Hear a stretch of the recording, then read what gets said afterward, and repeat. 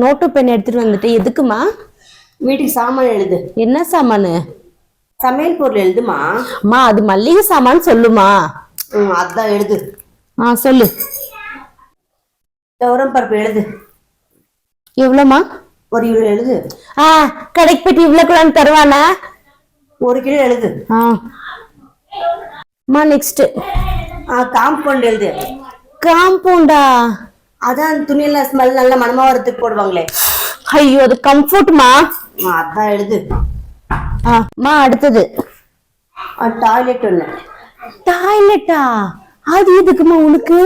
அந்த கொசுல வந்தா போடுவோமே. முருகா அது ஆல் அவுட்டுமா. அதான் எழுது. அடுத்தது